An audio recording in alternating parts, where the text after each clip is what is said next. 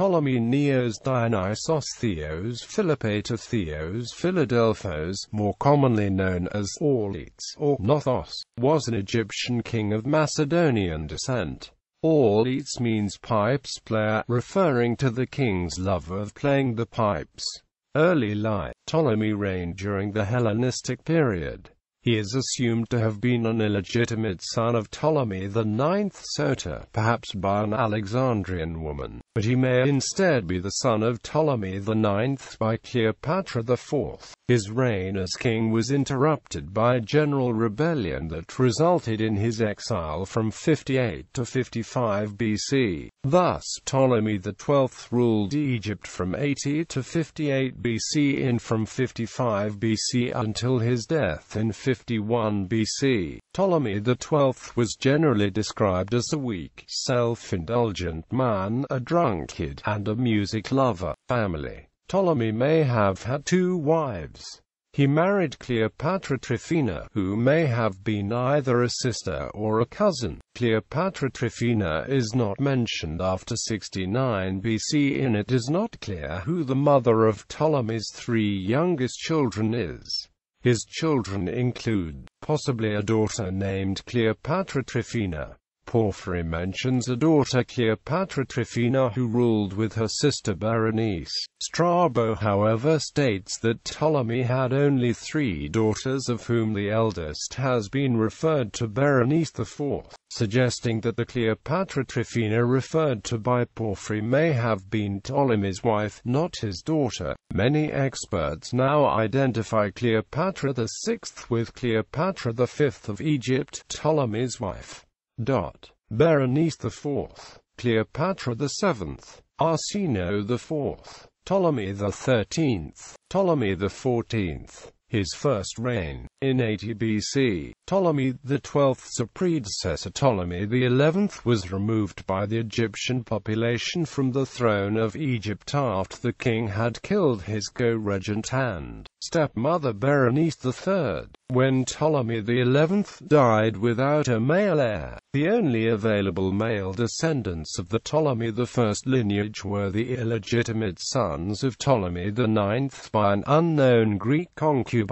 The boys were living in exile in Sinope, at the court of Mithridates VI, king of Pontus. As the eldest of the boys, Ptolemy XII was proclaimed king as Ptolemy XII Neos Dionysos and married his sister, Tryphena. Ptolemy XII was co-regent with his daughter Cleopatra VI Tryphena and his wife Cleopatra V Tryphena. However, Ptolemy XI had left the throne to Rome in his will, therefore Ptolemy XII was not the legitimate successor. Nevertheless, Rome did not challenge Ptolemy XII's succession because the Senate was unwilling to acquire an Egyptian expansion. Ptolemy XII's personal cult name earned him the ridiculing sobriquet Auletes, as we learn from Strabo's writing. Now Aulete kings after the third Ptolemy, being corrupted by luxurious living, have administered the affairs of government badly. But worst of all, the fourth, seventh, and the last Auletes, who, apart from his general licentiousness, practiced the accompaniment of choruses with the flute, and upon this he prided himself so much that he would not hesitate to celebrate contests in the royal palace, and at these contests would come forward to vie with the opposing contestants. Before Ptolemy XII's reign, the geographical distance between Rome and Egypt resulted in an indifferent attitude towards each other. Nevertheless,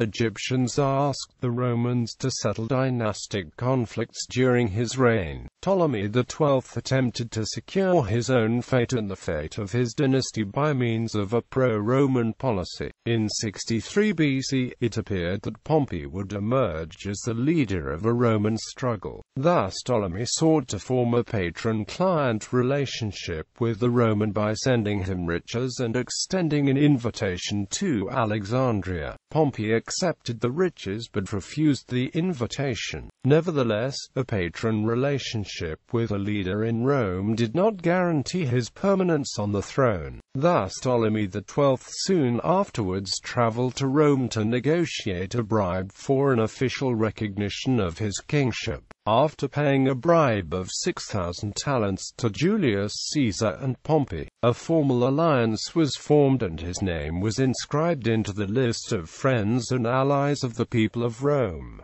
Exile in Rome. In 58 BC, Ptolemy XII failed to comment on the Roman conquest of Cyprus, a territory ruled by his brother, thereby inciting the Egyptian population to start a rebellion. Egyptians were already aggravated by heavy taxes and a substantial increase in the cost of living. Ptolemy XII fled to Rome, possibly with his daughter Cleopatra VII, in search of safety. His daughter Berenice IV became his successor. She ruled as co-regent with her sister Cleopatra VI Tryphena. A year after Ptolemy XII's exile, Cleopatra VI Tryphena died and Berenice ruled alone over Alexandria from 57 to 56 BC. From Rome, Ptolemy XII prosecuted his restitution but met opposition with certain members of the Senate. Ptolemy XII's old ally Pompey housed the exiled king and his daughter and argued on behalf of Ptolemy's restoration in the Senate. During this time, Roman creditors realized that they would not get the return on the loans to the Egyptian king without his restoration. Thus, in 57 BC, pressure from the Roman public forced the Senate's decision to restore Ptolemy. However, Rome did not wish to invade Egypt to restore the king, since the Sibylline books stated that if an Egyptian king asked for help and Rome proceeded with military intervention, great dangers and difficulties would occur. Egyptians heard rumors of Rome's possible intervention and disliked the idea of their exiled king's return. Cassius Dio reported that a group of 100 men were sent as envoys from Egypt to make the case to the Romans against Ptolemy XII's